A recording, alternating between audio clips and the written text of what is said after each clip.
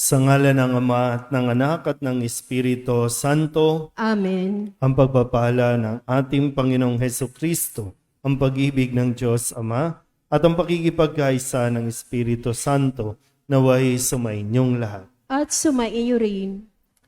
Mga kapatid, tinipon tayo bilang mga kaanib na angkan ng Diyos, kaya dumulog tayo sa maawaing Panginoong nagpapatawad ng lubos.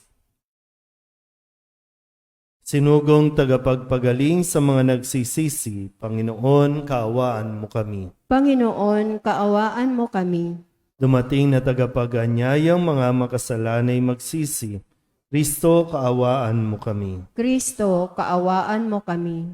Nakaluklok ka sa kanan ng Diyos Ama para ipamagitan kami.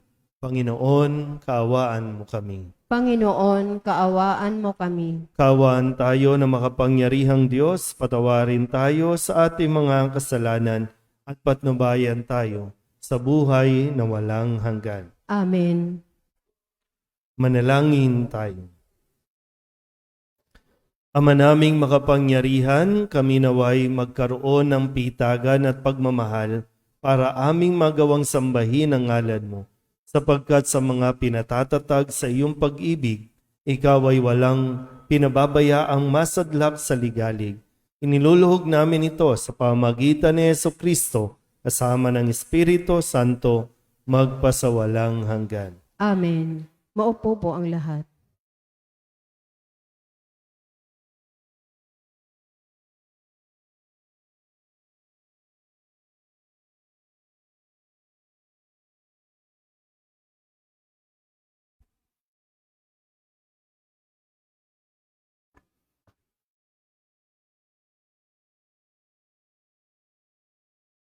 Pagbasa mula sa aklat ng Henesis. Noong mga araw na iyon, sinabi ng Panginoon kay Abram, "Lisanin mo ang iyong bayan, ang tahanan ng iyong ama at mga kamag-anak, at pumunta ka sa bayang ituturo ko sa iyo. Pararamihin ko ang iyong mga anak at apo, at gagawin kong isang malaking bansa. Pagpapalain kita at mapabantog ang iyong pangalan at magiging pagpapala sa marami. Ang sa iyo'y magpapala ay aking pagpalain, ngunit kapag sinumpa ka, sila'y aking susumpain. Ang lahat ng mga bansa, pihong ako'y hihimukin na. Tulad ng ipinagpala, sila ay pagpalain din." Sumunod nga si Abram sa utos ng Panginoon. Nilisan niya ang Haran noong siya'y 75 taon. Isinama niya ang kanyang asawang si Sarai at si Lot na pamangkin niya. Dinala niya lahat ang kanyang mga alipin at kayamanan at nagtungo sa Kanaan. Nagtuloy siya sa isang banal na lugar sa Siquim, sa puno ng roble ng More. Nooy naroon pa ang mga Kananeo. Napakita kay Abram ang Panginoon. Sinabi sa kanya, "Ito ang bayang ibibigay ko sa inyong lahi." At nagtayo si Abram ng dambana para sa Panginoon. Buhat doon, nagtuloy sila sa kaburulan sa silangan ng Betel at huminto sa pagitan nito at ng Hay. Nagtayo rin siya roon ng dambana at sumamba sa Panginoon. Mula noon, unti-unti silang nagpatuloy papunta sa gawing timog ng Kanaan. Humihimpil sila habang daan ayon sa hiningi ng pagkakataon. Ang salita ng Diyos. Salamat sa Diyos. Salmong tugunan. Mapalad ang ibinukod na bansang hinirang ng Diyos, tayo pong lahat. Mapalad ang ibinukod na bansang hinirang ng Diyos. Mapalad ang bansang Panginooy Diyos. Mapalad ang bayang kanyang ibinukod. Magmula sa langit kanyang minamasdan. ang lahat ng tao na kanyang nilalang. Tugon, Mapalad ang ibinukod na bansang hinirang ng Diyos. ang may takot sa Diyos ay nagtitiwala, sa kanyang pag-ibig ay kinakalinga. Hindi babayaang sila ay mamatay, kahit magtagutom, sila'y binubuhay. Tugon, Mapalad ang ibinukod na bansang hinirang ng Diyos. ang ating pag-asay nasa Panginoon. Siya ang sanggalang natin at katulong. Dahilan sa Kanya, kami natutuwa. Sa Kanyang ngalan ay nagtitiwala. Tugon, Mapalad ang ibinukod na bansang hinirang ng Diyos. Tumayo po ang lahat.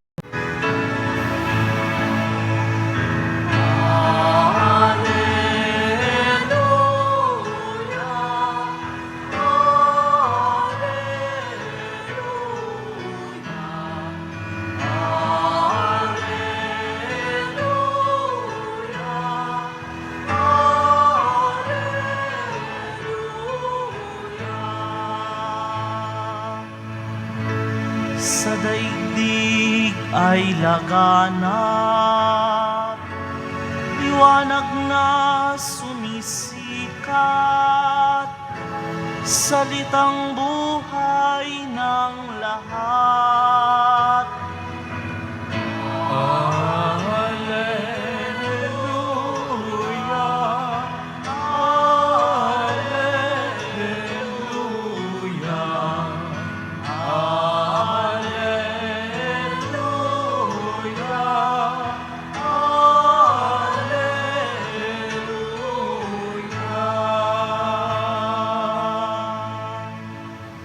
Sumainyo ang Panginoon.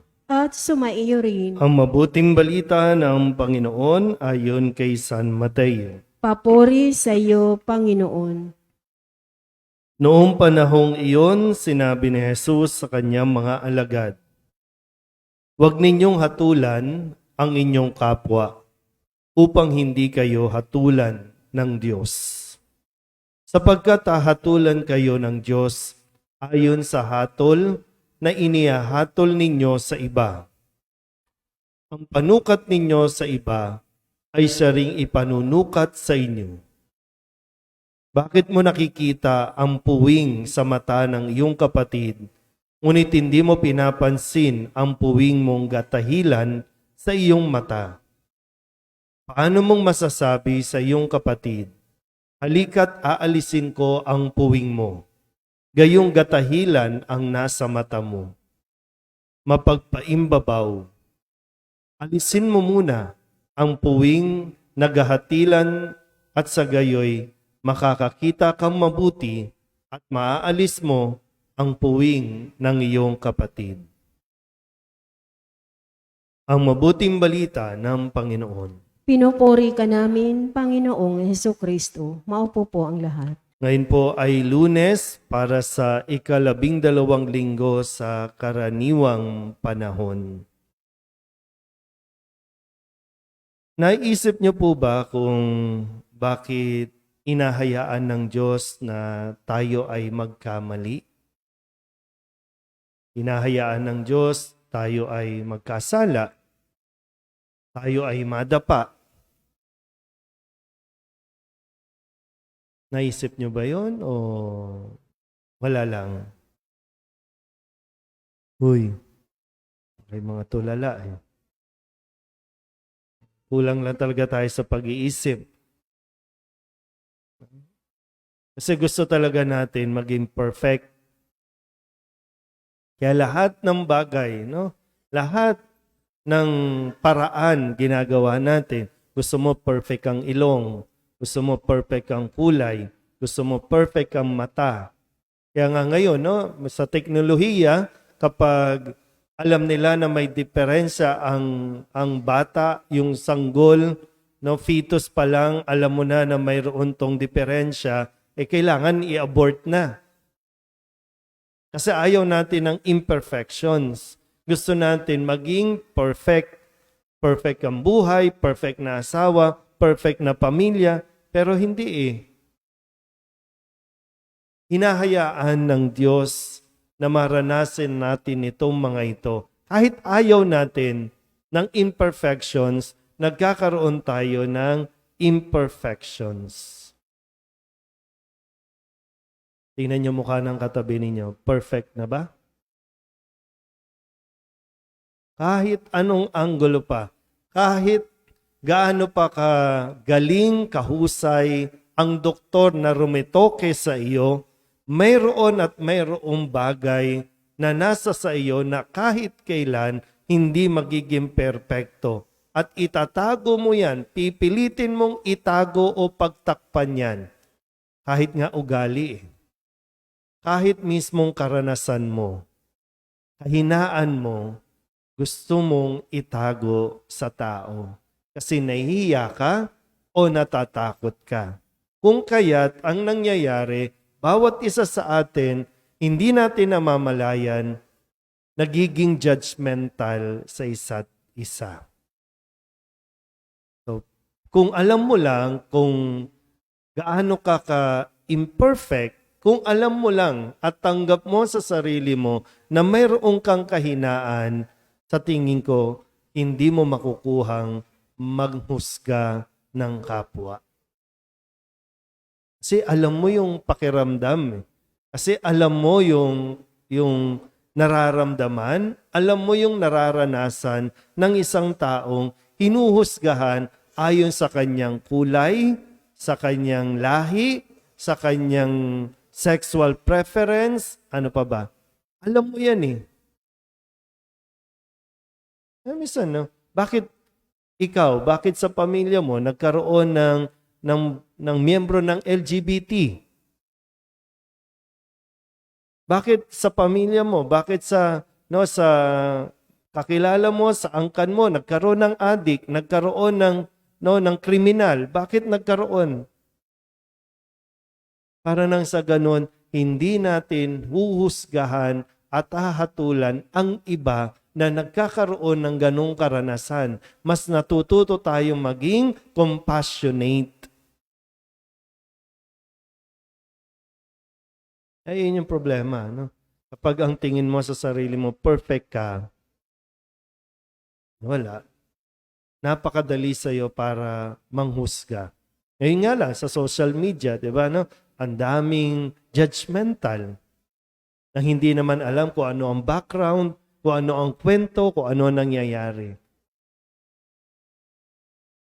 Sabihin nyo nga sa katabi ninyo, huwag kang judgmental. Ito, minsan, tatanggapin natin, hindi natin naiintindihan ang bawat isa. Minsan, maraming pagkakataon, di natin naiintindihan. Bakit ba masungit yan? Bakit ba suplada yan? Bakit ba ganyan ang mukha niyan? Kasi hindi pa natin alam ang kwento. Pero hindi nangangahulugan, hindi ibig sabihin may karapatan na tayong hatulan ang bawat isa. Kasi pag nabuntis ang babae, ang landi-landi kasi niyan. Hindi mo alam bakit siya nabuntis.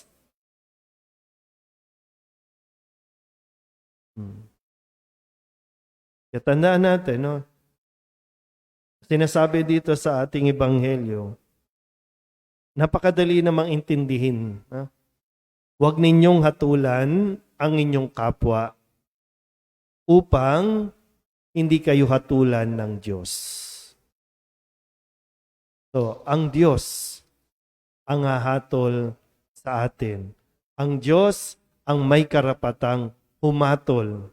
Kung hatulan man tayo, i-judge man tayo, hindi ibig sabihin dapat tayong gumante o manghusga rin. Kasi wala sa atin ang kapangyarihan, wala sa ating mga kamay ang manghusga rin.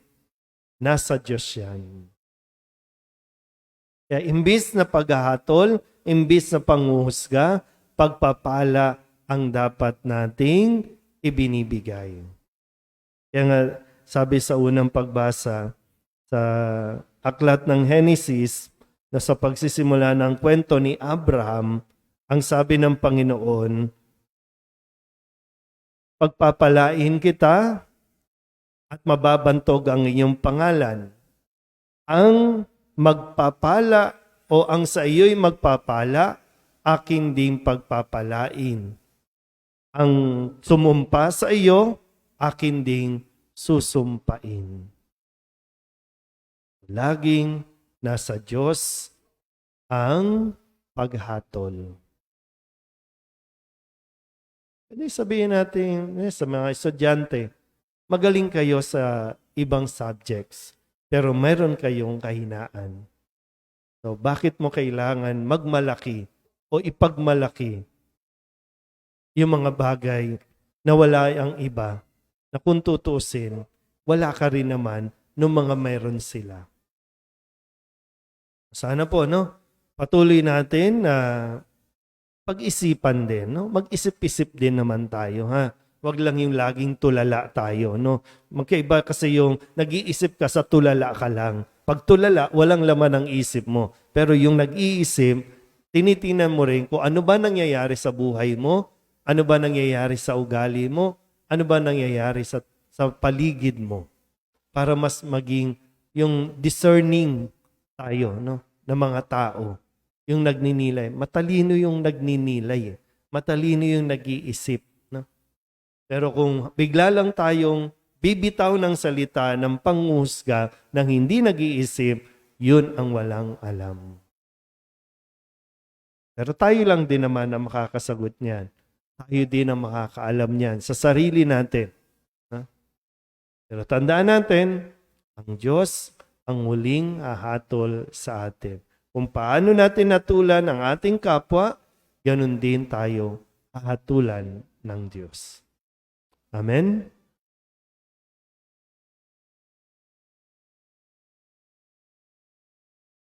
Manalangin tayo sa mahabaging Ama upang maging mapagbigay at mahabagin tayo sa pakikitungo natin sa ating kapwa. Ang ating itutugon, Panginoon, dinggin mo ang aming panalangin. Panginoon, dinggin mo ang aming panalangin.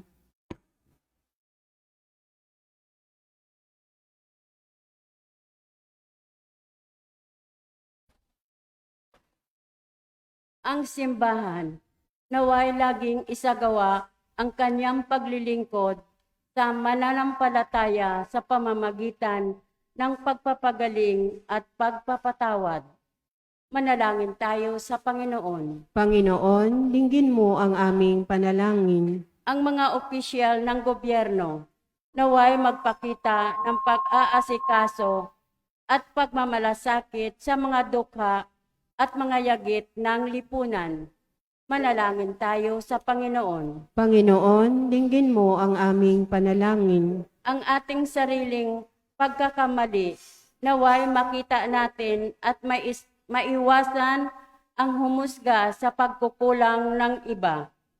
Manalangin tayo sa Panginoon. Panginoon, dinggin mo ang aming panalangin. Ang mga may sakit, mga nalulumbay, at mga may kapansanan, naway makatagpo ng lakas at kagalingan.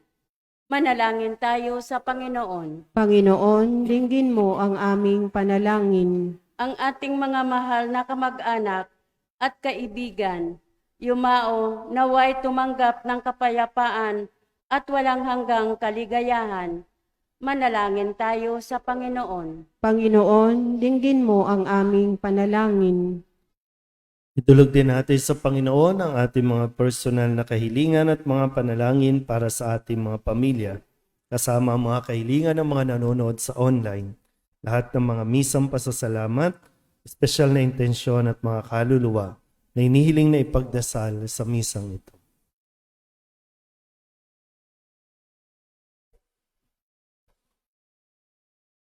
Ang lahat ng ito hinihiling namin sa ngalan ni Kristo, ang aming Panginoon. Amen. Maupo po ang lahat.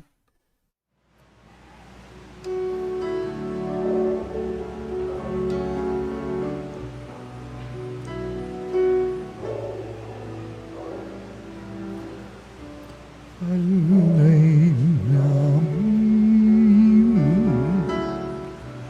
aming buhay. bawat galat at lumbay, bawat pangarap naming taglay sa palad mo ilalagay. Manalangin kayo mga kapatid upang paghahain natin ay kalugdan ng Diyos amang makapangyarihan. Tanggapin nawa ng Panginoon itong paghahain sa iyong mga kamay, sa kapurihan niya at karangalan sa ating kapakinabangan at sa buong sambayanan niyang banal. Ama naming lumikha, tanggapin mo ang aming paghahain ng papuri sa iyong kabutihan sa amin. Sa dulot nawa nitong kadalisayan, kami naway makapag-alay ng iyong kinalulugdan sa pamamagitan ni Jesucristo kasama ng Espiritu Santo magpasawalang hanggan. Amen. Sumainyo ang Panginoon. At sumaiyo rin, Itaas sa Diyos ang inyong puso at diwa. itinaas na namin sa Panginoon. Pasalamatan natin ang Panginoong ating Diyos. Marapat na siya ay pasalamatan. Ama naming makapangyarihan, tunay ngang marapat na ikaw ay aming pasalamatan sa pamamagitan ni Jesucristo na aming Panginoon. Utang na loob ang nagbubunsod upang gunitain ang kamatayan niya para kami buhayin. Pagtitiwala ang sanhi ng ligayang di malilimot sa pagkabuhay niyang sa aming kaloob. Pag-asa ang dahilan ng pagiging handa para sa pagbabalik niyang totoong dakila. Kaya kaisa ng mga anghel ang sisiawit ng papuri sa iyo nang walang humpay sa kalangitan. Kami nagbubunyi sa iyong kadakilaan.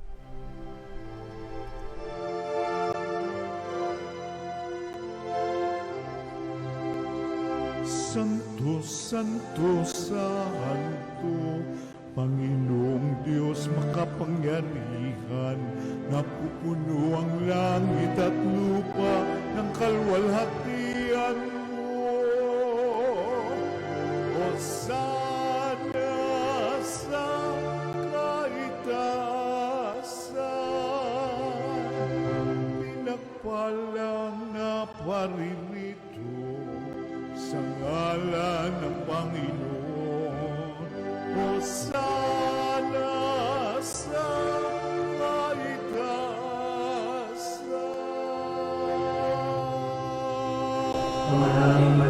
Ang bukal ng tanang kabanalan, kaya't sa pamamagitan ng iyong Espiritu, gawin mong banal ang kaloob na ito upang para sa aming maging katawan at dugo ng aming Panginoong Hesu Kristo. Bago niya pinagtisang kusang loob na maging handog, inawakan niya ang tinapay, pinasalamatan kaniya, pinaghati-hati niya iyon, iniabot sa kanyang mga alagad at sinabi, "Tanggapin ninyong lahat ito at kanin, ito ang aking katawan na ihahandog para sa inyo."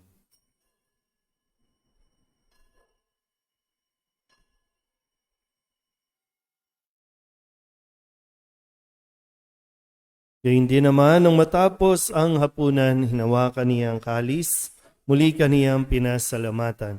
Iniabot niya ang kalis sa kanyang mga alagad at sinabi, "Tanggapin ninyong lahat ito at inumin. Ito ang kalis ng aking dugo, ng bago at walang hanggang tipan. Ang aking dugo na ibubuhos para sa inyo at para sa lahat sa ikapagpapatawad ng mga kasalanan. Gawin ninyo ito sa pag-alaala sa akin."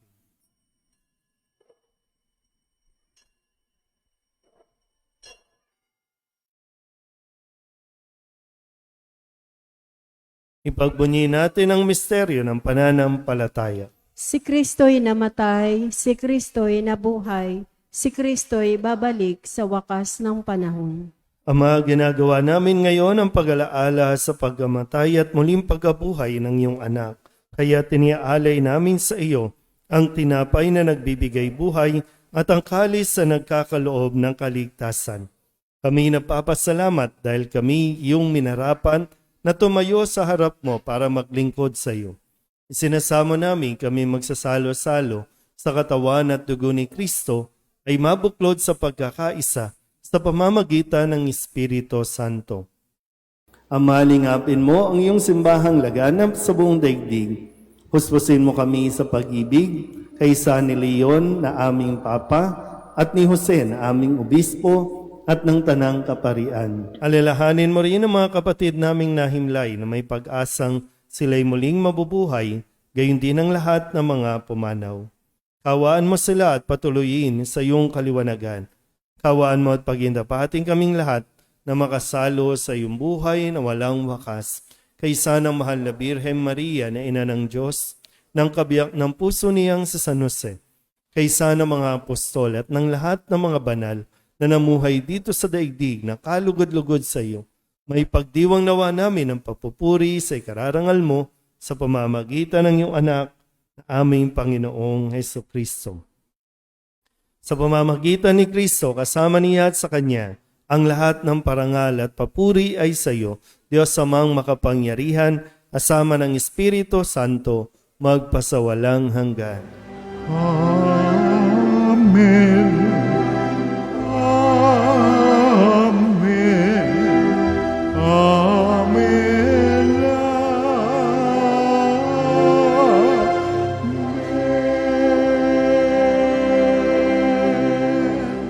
Sa tagubili ng manakagagaling na utos sa turo ni Jesus sa Panginoon natin at Diyos, ipahayag natin ng lakas loob.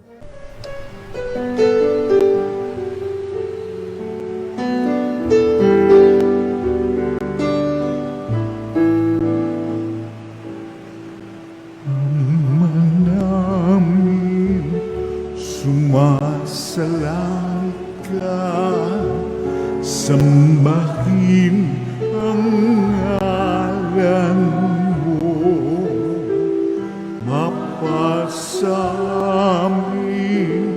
ang kaharian mo, sundin ang loob mo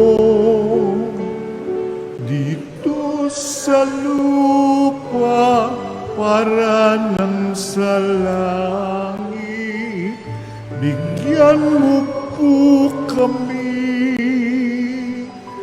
ngayon ng aming kakanin sa araw-araw at patawarin mo kami sa aming mga sala para ng pagpapatawan namin sa nagkakasala sa amin, at huwag mo kaming ipagdulot sa tukso, at yadya mo kami sa lahat ng masama. Inihiling namin kami iadya sa lahat ng masama, pagkalooban ng kapayapaan araw-araw, iligtas sa kasalanan at ilayo sa lahat ng kapahamakan, samantalang aming pinananabikan ang dakilang araw ng pagpapahayag ng tagapagligtas naming sa Hesu Kristo. Sapagkat iyo ang kaharian at ang kapangyarihan at ang kapurihan magpakailanman. Amen. Panginoong Hesu Kristo, sinabi mo sa iyong mga apostol, kapayapaan ang iniiwan ko sa inyo, ang aking kapayapaan ang binibigay ko sa inyo. Tunghayan mo ang aming pananampalataya at huwag ang aming mga pagkakasala. Pagkalooban mo kami ng kapayapaan at pagkakaisa ayon sa iyong kalooban, kasama ng Espiritu Santo, magpasawalang hanggan. Amen. Ang kapayapaan ng Panginoon ay laging sumainyo. At sumaiyo rin. Magbigayan po tayo ng kapayapaan sa isa't isa.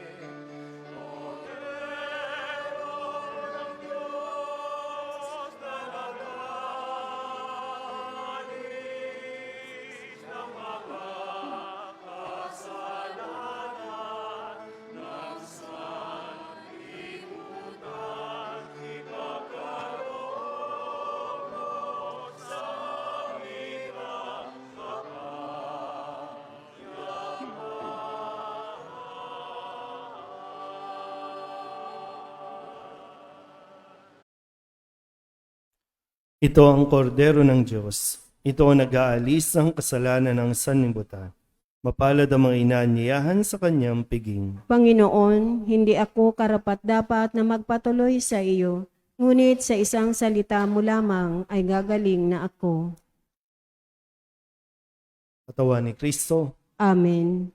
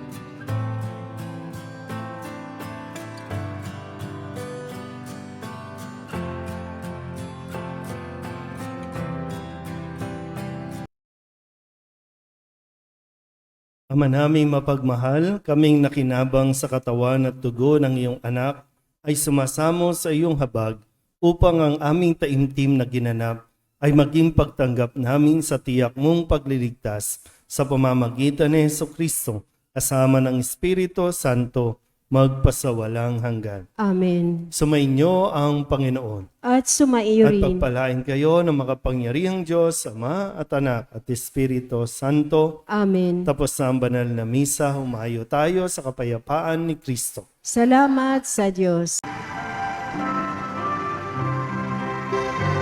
Nuestro Padre Jesus Nazareno, sinasamba ka namin, pinipintungo ka namin, aral mo ang aming buhay at kaligtasan.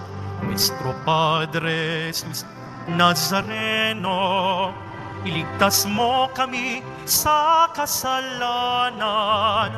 Ang krus mong kinamatayan ay sagisag ng aming kaligtasan. Nuestro Padre Jesus Nazareno, dinarangal ka na amin. Nuestro Padre Jesus Nazareno, nilulwalhati ka namin. Nuestro Padre Jesus Nazareno, dinarangal ka na amin. Nuestro Padre Jesus Nazareno, nilulwalhati ka namin.